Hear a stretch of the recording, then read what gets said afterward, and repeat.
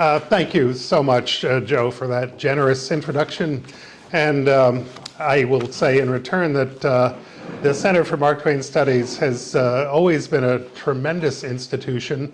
I think I first got involved staying here and doing some research back in 20 years ago, 2003, and have been back and forth in between times. But the work they do with their wonderful, widespread website, the restoration study that they're doing on the building of Quarry Farm is just exemplary, and you're lucky to have them here in Elmira. So I'm going to give you a chance at some time travel. Here's, all right, here's the two gentlemen I'm talking about.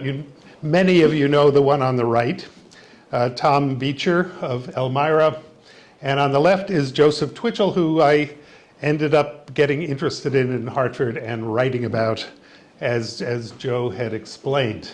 But now here's the time travel. I don't know if any of you know this place.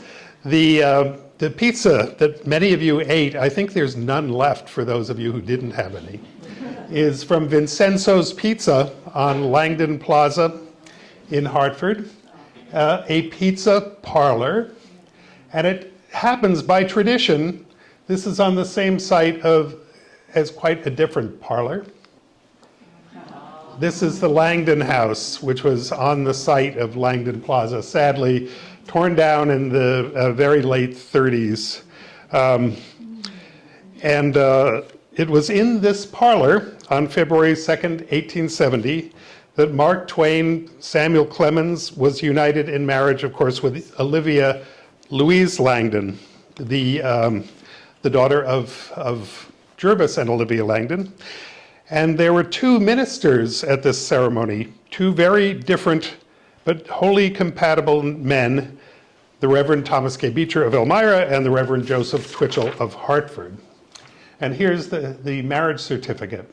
And you can see both of their signatures on the right, and some interesting signatures on the left of family members and people who were from the Elmira area. I'm going to say one thing too. Here they are again. There are some of these photos have been pillaged from the Center for Mark Twain Studies website, and I want to thank them for the photos that belong to them. I also want to thank the Chemung County Historical Society, which is also the source of some of the pictures they use on their website, and of course Park Church, who has some of these pictures are from them too. The choice of Beecher to wed Samuel Clemens and Olivia Langdon was what you'd call a no-brainer. He was the Langdon family parson, of course, Livy's pastor. He is a legendary figure here in Elmira. Many of you probably know much more about him than I do. He was one of the extraordinary group of 13 Beecher siblings, only 9 of whom are in this photo, posing for a portrait about 1860 with Father Lyman Beecher, the older gentleman in the middle, who was a very prominent and controversial minister from Litchfield, Connecticut. And you can see Thomas is up on the left-hand side. Sitting to the father's right is Isabella Beecher Hooker. No, I'm sorry, that's Catherine Beecher, who was an educator. Isabella Beecher Hooker, I won't identify them, but she was a tremendous fighter for women's rights. And over on the right is Henry Ward Beecher, who was almost a rock star level preacher who had a church in Brooklyn, New York. And there are other Beechers, of course. Thomas Beecher, when he was a young man, he was under a lot of pressure from his dad to go into the ministry, but he resisted that impulse, being a lot more interested in chemistry and teaching.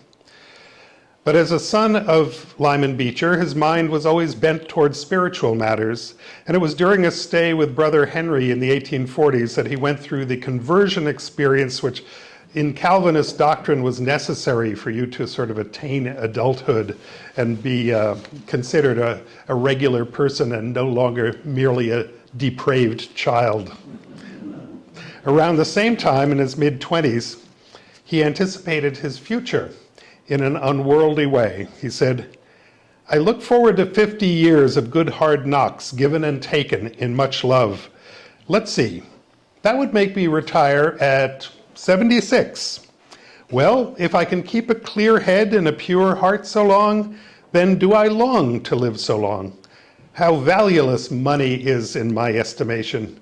With me, it shall never accumulate, if by any means I can dispense it with any hope of benefit to man."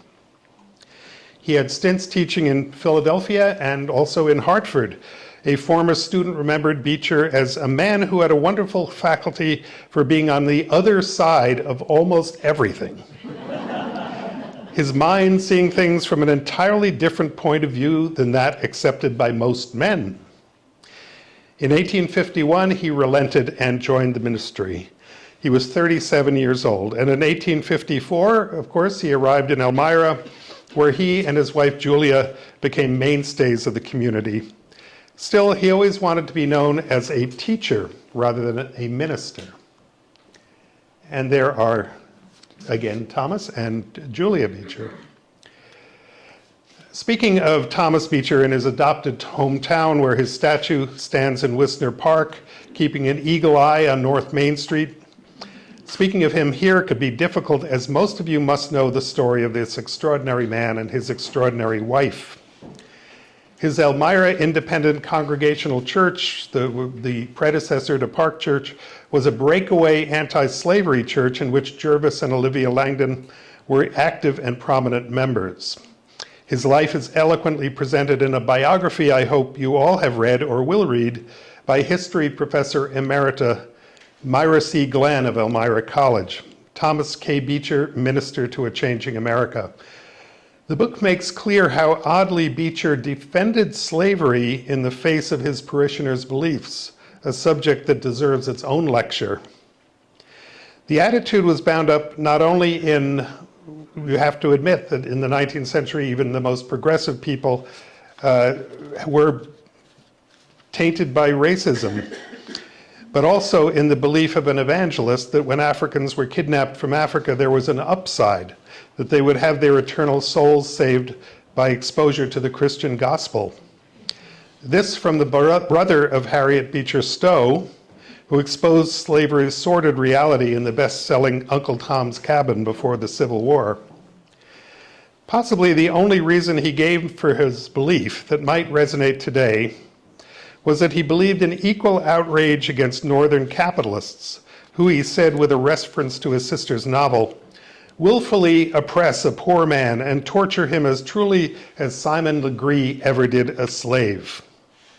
And again, oddly, Beecher seems to have taken part in the Underground Railroad as he defended enslavement. This is not a man you go to for consistency. After the Civil War, in which Beecher served for a few months as a regimental chaplain, he and Julia took on their roles as civic leaders and came to the attention of a visitor to the Langdons, a young man with courtship on his mind, Samuel Clemens. Let's now have a look at the other minister who stood in the Langdon parlor on February 2nd, 1870, to solemnize the Union. Joseph Hopkins Twichell also came from rural Connecticut, Southington, a town about 25 miles from Litchfield, where Thomas Beecher was born. Twichell was not part of a family of ministers, literati, and activists like Beecher. His father, Edward Twichell, was a tanner and a deeply pious man. Edward Twichell switched trades from tanning to carriage making, and his rise in his firm and an advantageous second marriage made him wealthy enough to send his son to Yale. By graduation in 1859, Twichell had decided on the ministry, and he went on to Union Seminary in New York. He was there when the Civil War broke out and joined a New York regiment as the chaplain. He spent the following 3 years, as he put it, battling with the devil in the Excelsior Brigade. And there were fully human battles: Fair Oaks, Malvern Hill, Fredericksburg, Chancellorsville, Gettysburg, Spotsylvania, Cold Harbor. "I have been up to my elbows in blood all day," he wrote to his brother, after helping regimental surgeons with the carnage in the Petersburg trenches. He returned to seminary, then to Connecticut, and thanks to an important Hartford minister and theologian, Horace Bushnell, whom Twichell had admired from boyhood, was called to the pulpit of a new church being built on the outskirts of the city, Asylum Hill Congregational Church. And this is Bushnell, and I'm going to stop for a minute to tell you about him. When you think about New England Calvinism, the founding impulse of the Congregational Church, you think of the Puritans who settled that part of the country and their dogmatic ideas, predestination, a chosen elect that you may or may not be part of, and the doctrine of human depravity. In the 18th century, during what was called the Great Awakening, the preacher Jonathan Edwards reminded his parishioners that they were like spiders suspended by a thin web over a fiery pit. Twichell recalled that his classmates envied birds and animals which, having no souls, need not be in fear of losing them and undergoing fiery torment for all time. Horace Bushnell was born in 1802 in the next town over from Litchfield, where Beecher would be born 22 years later. Connecticut was a seedbed of prominent folk in that era. Bushnell stood all this scary Calvinist doctrine on its head. Influenced by the Romantic movement in Europe, he developed a theology that allowed a much more direct experience of God and at a much earlier age than former Congregationalist theologians had allowed. He believed Christianity had a normal development in the soul, and the idea that a child was depraved until he or she had an adult conversion experience didn't wash for him. His book, Christian Nurture, expounding this, has never gone out of print. He also believed the idea of a three-person God, the Trinity, was simply an altar form devised by human beings to make the mysteries of spiritual matters more understandable. This humanizing of the church, which so excited Twichell, had attracted Thomas Beecher 17 years before Twichell took the helm at Asylum Hill Church. When Beecher was teaching in Hartford, he heard Bushnell preach and became a follower and friend. Beecher said, "Mr. Bushnell has gotten hold of the life of religion." For this idea and others, Bushnell was rewarded by the conservative Congregationalist establishment with no fewer than 3 heresy trials. He was acquitted each time. And here's a brief commercial. For more on this and how Bushnellian ideas ultimately influenced Mark Twain, I'll refer you to the precise and analytic work of scholar Duane Utsi in talks given here in Elmira that are available on the Center for Mark Twain Studies website, as Joe explained. And he's also spoken in Hartford at the Mark Twain House and Museum, where I sort of hail from. Here's Twitchell's church when he joined it. As he first saw it, a stump-tailed church, as Mark Twain described it. They added a spire eventually, and it still looks much like this. As a disciple of Bushnell, Twichell sought a wider role for his church in Hartford than simply a place to visit on Sundays or a forum for arcane theological disputes. He put his church to work through the philanthropic efforts of the city mission. As corollary to this, he set his sights on the Christian education of children as prescribed by Bushnell, establishing Sunday schools and teaching in them himself, an unusual practice for a pastor of a large church. He described the difficulties of this work, and this is Twichell. "We want our little folks to form their companionship with nice children of good, anyhow respectable families, but it is of no use. They shock us by the friendships that they make. They find the playmates we prefer to have them consort with dry company and bring in from the street strange parties. Tom, Dick, and Harry, not very nice. Quite the reverse it may be, coming from no one knows where, of all nationalities and races, but whom they seem perfectly bewitched to be with." But in speaking of his little folks, Twichell could be describing himself. Despite a gentle character and an aversion to conflict, he was perfectly bewitched by companions who were full of vitality and creativity, and sometimes downright violent. A Yale classmate he admired and loved deeply, probably shot a man to death in a town gown riot. His beloved Civil War commander, Daniel Sickles, had killed his wife's lover, a fact for which he was much celebrated. Twichell was attracted to others less homicidal, but energetic, vital, and, as I said, creative. One of them was a visitor to Hartford in October 1868, an author on a business trip with whom Twichell carried on a lifelong friendship and who led Twichell to his own friendship with Thomas Beecher. Samuel Clemens was in Hartford to see about the publication of his first major book, a travel tale destined to be a bestseller, The Innocents Abroad. His publisher was a parishioner at Twitchell's church, known for its well-heeled congregation. As the story goes, Clemens attended a church social and, always quick with a jibe, referred to the church as the Church of the Holy Speculators. Shh, his hostess hissed. The minister is right behind you. Clemens turned to Twichell. You are acquainted with him as soon as you take him by the hand, Clemens said later of the amiable minister. The two men fell into conversation, which they kept up by Joe and Harmony Twitchell's fireside a few days later, and then for a lifetime.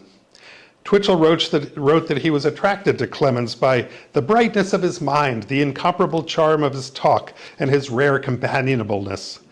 Clemens, on his side, wrote to Livy Langdon in Elmira, whom he was by now courting, Twichell is splendid. One evening by the fireside, Harmony Twichell asked Clemens why, since he was beginning to gain some prosperity, he didn't think of getting married himself. I am taking thought of it, Clemens replied. I am in love beyond all telling with the dearest and best girl in the whole world. Livy had turned down his first proposal, and he had withdrawn courteously, addressing his still frequent letters to my dear sister. But in November 1868, he wrote from Elmira to Twichell, I have fought the good fight, and lo, I have won. So now we're back to February 2nd in the Langdon parlor, the present site of Vincenzo's Pizza.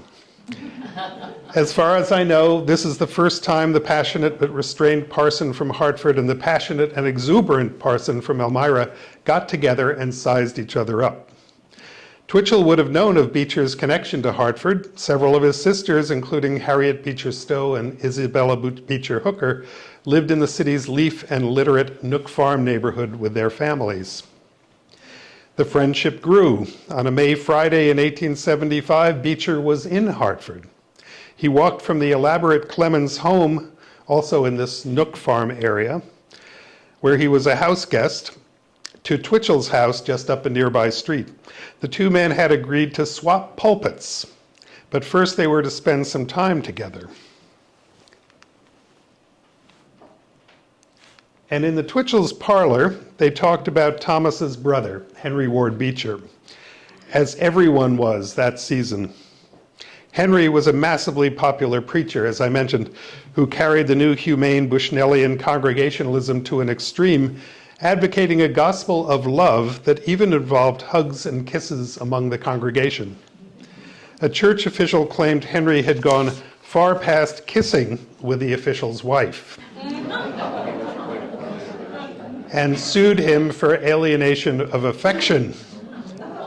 The scandal was in every newspaper in the country. Everyone took sides on the issue, and the court procedures were followed obsessively. And there's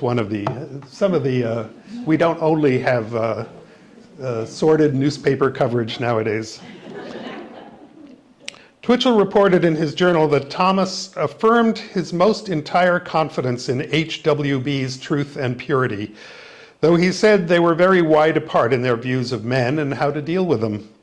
Myra Glenn says in her biography of Beecher that he regarded Henry as an opportunist, a shrewd and ambitious man who used his clerical position to achieve worldly success. That evening, Twichell was on his way to Elmira, a trip that was quicker in those days than today, thanks to a robust and extensive rail system. He stayed with Livy Clemens' brother, Charles Langdon, and his wife, Ida.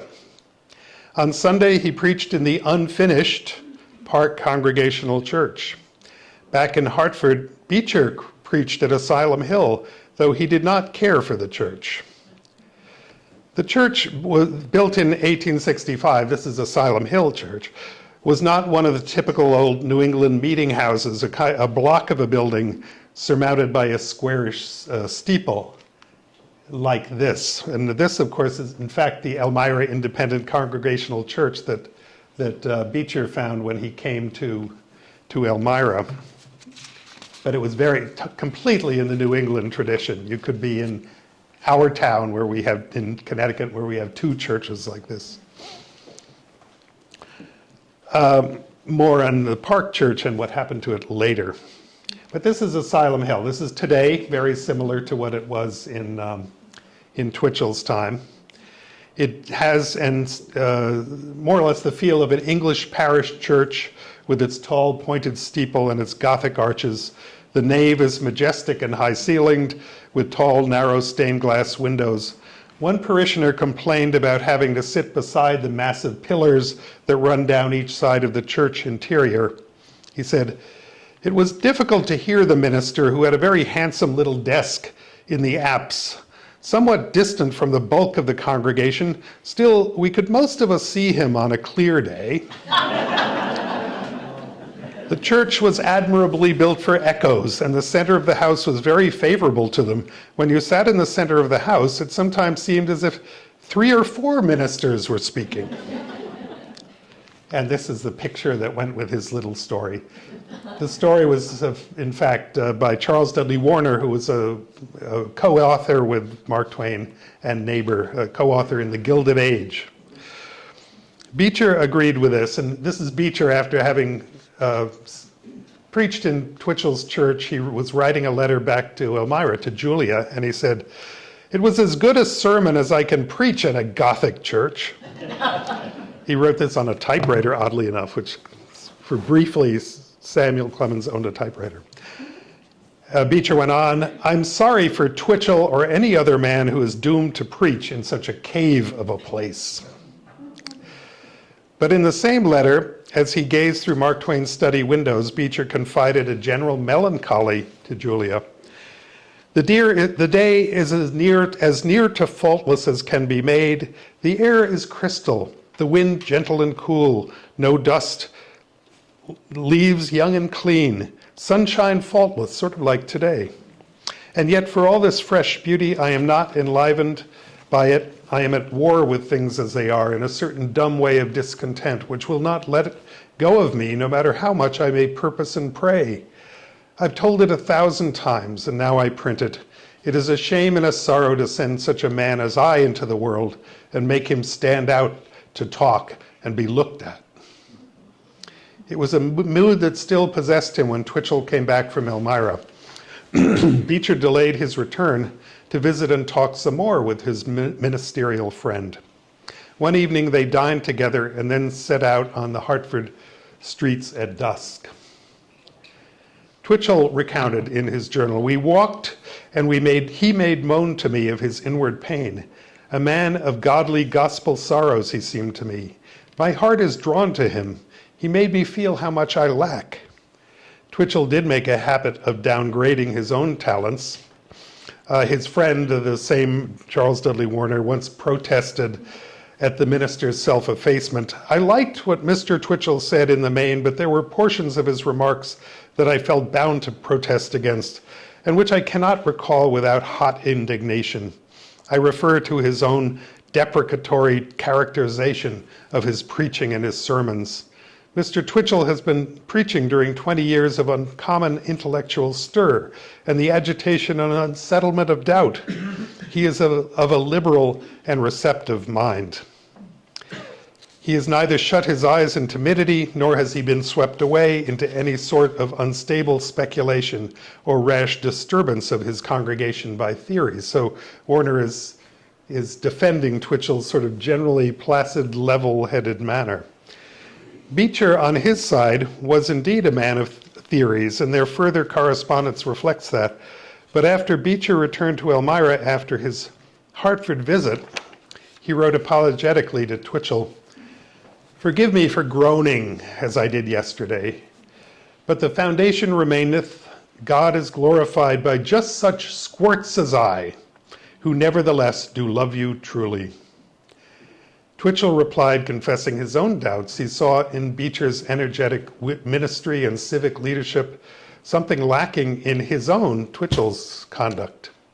Twichell believed with some accuracy that his role with others was largely reactive, reveling in friendships with his parishioners and those he had met in college, seminary, the army, and his early pastorate, but often reticent about criticizing them.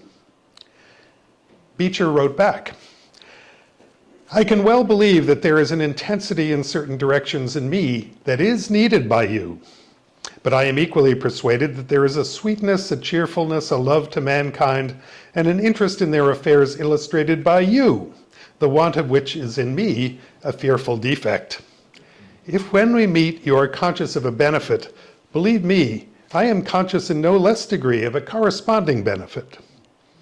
And wrote Beecher, somewhere between where you live and where I live is the place where we ought to live. In the following year, 1876, Twichell exchanged pulpits with Beecher again. Now the Park Church was completed, and Twichell noted in his journal, TKB's church in Elmira, which I saw for the first time since its completion, is surely one of the wonders in point of originality and adaptation to its idea. And as you all know better than I, the Park Church reflected Beecher's interest in human society and progress. Even before it was built, he had held services in Elmira's Opera House, a practice condemned by other clergymen in town who were important civic power brokers in that age of piety. Mark Twain, responding to this in the Elmira paper, noted that Beecher felt warranted in this course by a passage of Scripture, which says, Go ye into all of the world and preach the gospel unto every creature. Opera houses were not ruled out specifically in this passage. And so he considered it proper to regard opera houses as part of all the world. As you can see, the new church had and still has a theater-like sanctuary. I was able to visit it with the knowledgeable and terrific guy Jenny Monroe, president of the church council, just yesterday. As is well known in town and far beyond Elmira, it had billiard tables, a kitchen. Actually, I think Jenny said that billiard tables are in doubt. It had a kitchen, a lending library, a social hall, and even baths for the poorer residents of the city to use. Beecher refused a salary and the use of a collection plate at services, raising money for the church through voluntary contributions. His personal habits reflected this progressive feeling. He wore workman's clothes instead of clerical garb, with a characteristic cloth cap. He set aside Tuesdays for manual labor. He could mend a sewing machine, build a cabinet, and hang wallpaper. Loving science and experimentation, he wound and set the Elmira town clock for 40 years, checking the transit of the sun by taking observations with his own instruments from his farm right down the hill, on East Hill. He performed calisthenics, waded the Chemung River, and rode a large tricycle when the passion for bicycles and similar vehicles burgeoned in the 1880s. He traded the title of minister, as I'd mentioned, for that of teacher. A parishioner once asked him for the church creed, and Beecher opened a drawer to display it. There is the creed, he said, and closed the drawer. And there it shall remain. I'm guessing most of you know these stories and the stories of Julia Beecher, a full partner in her husband's ministry. Mrs. Beecher was quite as headstrong as her husband in smashing through forms and convention, wrote Max Eastman, who as a boy knew the couple well. Thomas credited Julia with 9/10 of the achievement of our long life in Elmira. The Sunday school she supervised included Bible study and romping. When the children left the main service to join this happy romp, the organist would play a medley of Onward Christian Soldiers and There'll Be a Hot Time in the Old Town Tonight. When you hear that the preaching does begin, bend down low for to drive away your sin. And when you get religion, you want to shout and sing, there'll be a hot time in the old town tonight.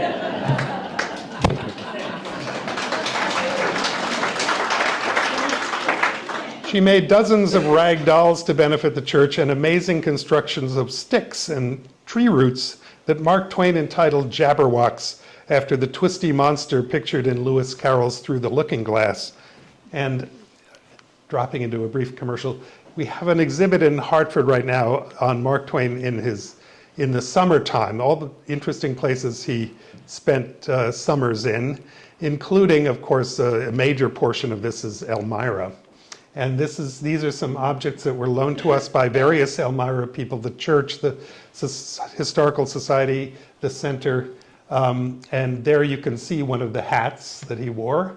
And over on the left you can see a Jabberwock, and if you can make out in the middle there, he is on his tricycle, and other items. But if you want to see a good show, go to the Mark Twain House in Hartford and visit all that. Just another commercial. Clemens himself praised Beecher's church when it was still in the planning stages. There is to be no steeple on the church, merely because no practical use can be made of it. There is to be no bell, because any ignoramus knows what time church service begins, without that exasperating nuisance.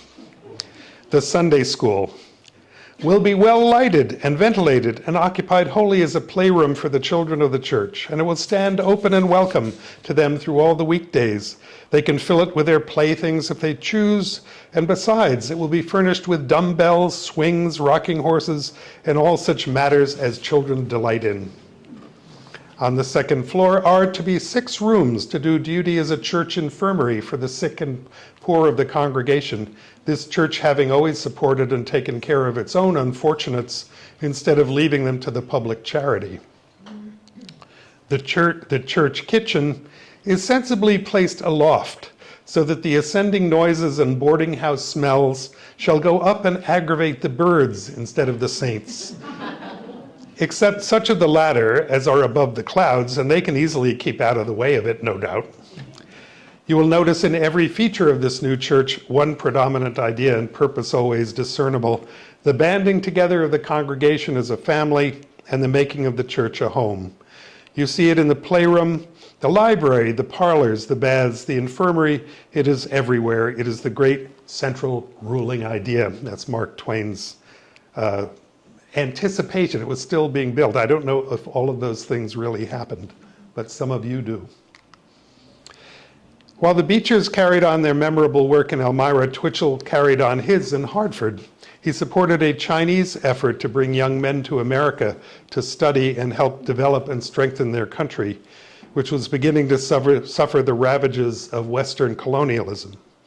And with his wife Harmony as partner and guide, he continued with the work of the church, particularly with the Sunday school and young people's meetings for teenage boys and girls. And he continued as a nurturer, walking companion, conversation partner, and confidant of his friend Clemens, whom he always called Mark. The Clemenses attended Twichell's church regularly during the winter months, unless the minister wasn't preaching, when they'd attend another church where the music was better. The two men took long walks in the countryside outside of Hartford, traveled to Bermuda in 1877, and in 1878, Twichell got an invitation to join the Clemens family in Europe. The invitation came the very day that Harmony gave birth to their 6th child, but Twichell got her permission and accepted. When he got there, the two men went off on their own through Germany and Switzerland for long walks, rambles, carriage and rail trips, and even a row on the Neckar River, keeping up their never-ending conversation. In the book that came out of this trip, A Tramp Abroad, Clemens turned Twichell into a fussy character called Harris, the narrator's so-called agent, and described the talks that characterized their friendship. And there they are, walking in Europe. This is one of the illustrations in the book that was actually done by Twichell, by Harris, of the two men. Now, the true charm, this is Mark Twain talking about their walks and talks. Now, the true charm of pedestrianism does not lie in the walking or in the scenery, but in the talking. The walking is good to time the movement of the tongue by, And to keep the blood in the brain stirred up and active, the scenery and the woodsy smells are good to bear in upon a man an unconscious and unobtrusive charm and solace to eye and soul and sense. But the supreme pleasure comes from the talk. It is no matter whether one talks wisdom or nonsense. The case is the same. The bulk of the enjoyment in the wagging of the gladsome jaw and the flapping of the sympathetic ear. We discussed everything we knew during the first 15 or 20 minutes that morning, and then branched out into the glad, free, boundless realms of the things we were not certain about. Twichell stayed with the Clemenses for only 1 month of their 2-year European sojourn, and on September 8th, Livy wrote to her sister Susan Crane, here in Elmira, "We do hate so desperately to have Mr. Twichell go. We have enjoyed his being with us so much, and we have such fondness and such deep respect for him. I wish he were going to stay another month. I hope he will exchange with Mr. Beecher this fall or winter, and then he can tell you all about us." The following summer, still in Europe, Livy wrote, "I have a great desire to be where I can listen to Mr. Beecher again." And let me pause again to note how eloquent and revelatory Olivia Langdon's Clemens letters can be, not only about her famous author husband, but also about the life and doings of a strong-minded, busy, middle-class woman of the time, not to mention her deep attachment to her hometown and family. While these letters have long been available to scholars, no one has collected a useful selection of these until now. This fall, the work of Dr. Barbara Snedeker, the cover of which is shown here, will see print. You know Barb as an Elmira College English professor and longtime director of the Center for Mark Twain Studies, a tireless advocate and organizer of important scholarship on Mark Twain and on Livy. Everyone interested in these extraordinary people I've been talking about owes a debt of gratitude for Barb for her many years of work on this, and she's here somewhere.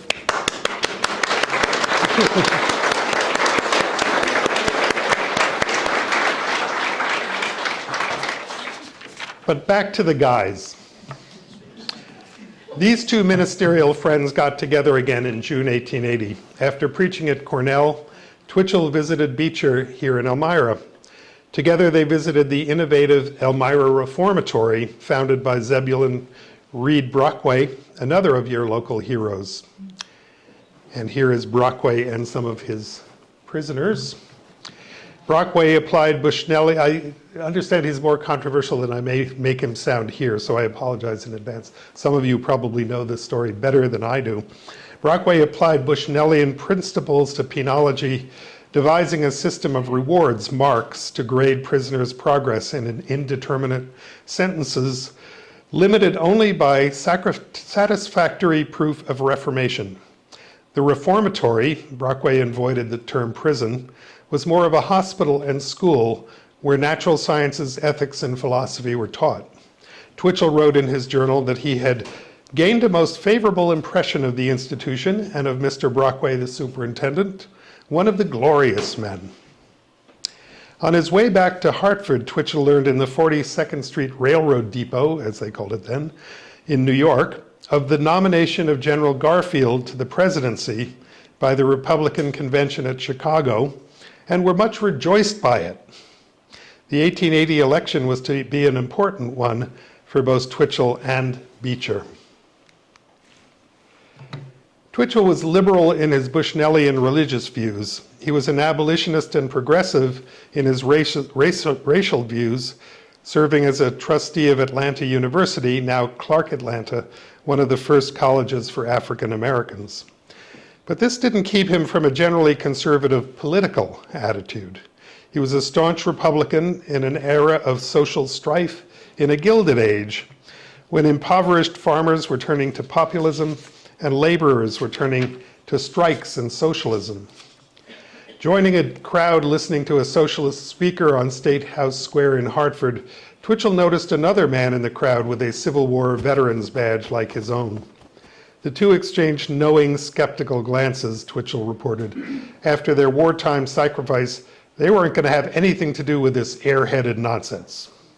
He called socialists Soft-hearted men moved by the spectacle of human hardship, who have looked into things as far as they had time to, or as far as they knew how to, which wasn't very far. Beecher had expressed contradictory attitudes on race, society, Reconstruction, and even the then burning issue of temperance. Now he was becoming active in the Greenback Party. The party was named after the paper money first issued during the Civil War. Before that, currency had been backed by gold reserves, but there was simply not enough gold to pay for the massive support of armies and material during the war. After the war, the country's financial magnates planned to return to the gold standard, but their attempts were met with resistance from farmers and others depending on seasonal loans and crop sales, who saw an increased money supply and inflation as easing their financial burdens. In essence, those favoring continuing issues of paper currency became an anti-monopoly group, farmers against Wall Street, and ultimately allying themselves with other causes such as women's suffrage, a graduated income tax, and federal regulation of interstate commerce. Out of this movement came the Greenback Party, and you can actually see the green back of that $5 bill. Labor unions had joined the populist group during the strike year of 1877, and the strengthened Greenback Party elected 14 representatives to Congress in 1878. The presidential election of 1880 was the high watermark of the Greenbacks, though its advocates moved on to the free silver movement of the 1890s. Although it was largely a Midwestern movement, it struck home in Elmira, a trading town that nestled in the midst of an agricultural region. There, Thomas Beecher, the principal teacher of Park Church, made the decision to run for Congress on the Greenback ticket. And in far-off Hartford, his friend Twichell heard about it. I had occasion to write to him and humorously chided him for his principles, wrote Twichell, a staunch Republican, as I mentioned, and hard money man. Then he inserted Beecher's 6-page reply. Dear, and part of it is, this is the beginning of it. I wish you had any, you can probably read it better, the convictions as to the welfare of the masses. He goes on and it says, Dear Joe Twichell, whom I loved from the word go, as the healthiest and heartiest minister that let me call him friend. This very mail brings to me 2 letters, one from a widow, the other from a man of 50 in Idaho, whose struggles I have known for 20 years.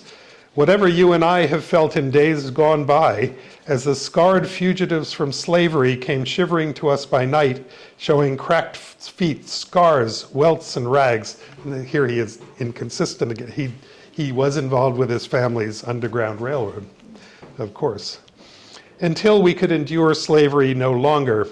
The same I feel now, daily and hourly, as the unending procession of my neighbors files by me, anxious, heartbroken, or worse, with eyes of hate and envy, as they know themselves the bleeding grist of our great financial mill, that in defiance of scriptures and the testimony of the ages insists that to lend money, exact in trust, and sacrifice securities and grow rich, while brother men and partners are cleaned out, is honest Christian enterprise. You know I am not a party man, nor a blasphemous Kearney, and he's referring to a Californian socialist firebrand named Dennis Kearney, nor a dreamy communist. I am only Jeremiah redivivus, and beseeching the Lord for the elect's sake to make these days of distress short. There, I love you so, and so I write you as I never wrote to other. Jeremiah redivivus means Jeremiah reborn. In the Bible, the prophet Jeremiah predicted the destruction of Jerusalem and told the Israelites, amend your ways and your doings. So that's how Beecher thought of himself. There they are in somewhat an older period of their lives. Throughout the 1880s, Beecher ran for Congress again on the Greenback ticket, as well as for state's assemblyman and secretary of state.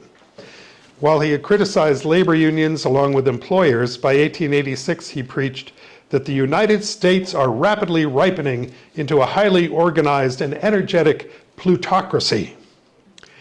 His personal life became more difficult, with alcoholic brother James Beecher, whom he had long tried to care for, committing suicide that same year. He also suffered from nostalgia for the Beecher clan's unity in its heyday before the war, and this nostalgia could turn into depression and bitterness. He wrote to his sister Isabella that he yearned for the visions of love and fidelity as it was before the tornado struck up, scattering the Beecher fleet along lines of notoriety toward will-o-wisps of reform over restless waves of agitation.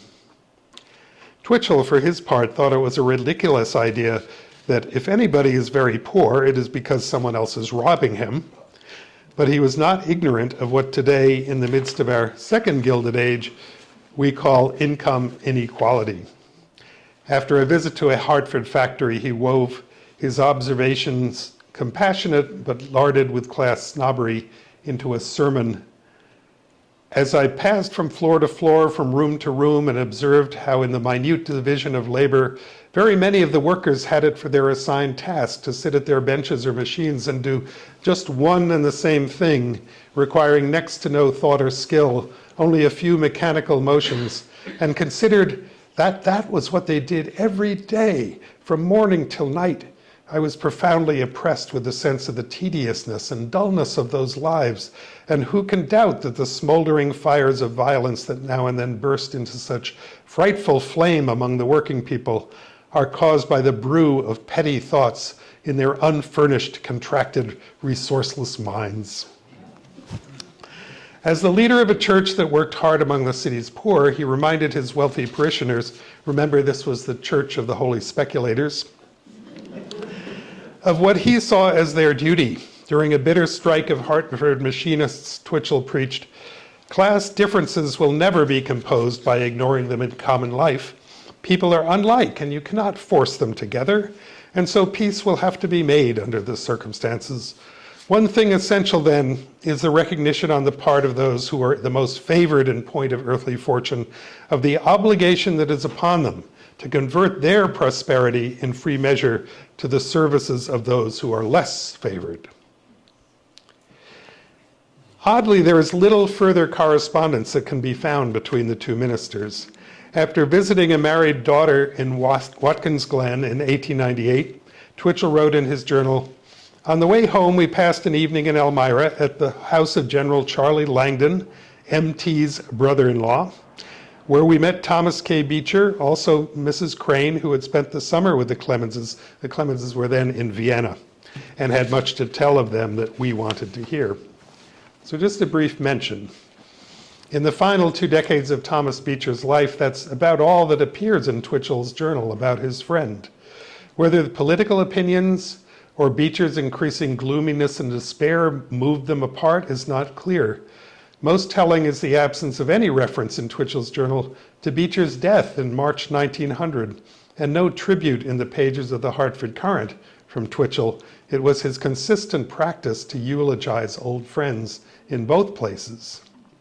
And a tribute book printed in Elmira after Beecher's funeral had no contribution from the Hartford pastor, though there was a whole section devoted to ministerial eulogies. In the absence of a eulogy from Twichell, we can hear what Twitchell's lifelong friend Mark had to say of Thomas Beecher. And here are Mark and Joe in 1905 coming up. I love this because Beecher looks like he's about to bounce forward and run for, Secretary of State of New York again. And Twitchell's a bit more sedentary and getting a little pot-bellied. But there's Twichell and his old pal in 1905, so 5 years after Beecher had passed on. And here's what Mark Twain says about Beecher. He was a very frank, straightforward man. He wrote this a few years later in his autobiography. He was a very frank, straightforward man, and he told me once in the plainest terms that when he came on from Connecticut to assume the pastorship of that Elmira church, he actually came from Brooklyn, but Mark Twain didn't always get his facts right. When he came to assume the pastorship in Elmira, he was a strenuous and decided unbeliever. It astonished me, but he followed it with a statement which astonished me more. He said that with his bringing up, he was aware that he could never be happy or at peace and free from terrors until he should become a believer, and that he had accepted that pastorate without any pangs of conscience for the reason that he had made up his mind to compel himself to become a believer, let the cost be what it might. It seemed a strange thing to say, but he said it. He also said that within a 12-month or two, he perfectly succeeded in his extraordinary enterprise, and that thenceforth he was as complete and as thorough a believer as any Christian that had ever lived. He was one of the best men I have ever known. To be fair, Twichell had seen a good deal of loss in the 1890s. His friends, the Clemenses, had left town for Europe and beyond. He had attended their daughter Susie in her sudden illness and death while they were away. Parishioners, old classmates, and war comrades were passing away, and perhaps he was beyond noting one more departure.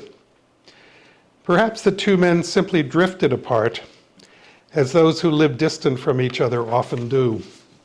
As Beecher had written in that long ago letter on the two men's conflicting personalities, somewhere between where I live and you live is the place where we both should live. And that's my story.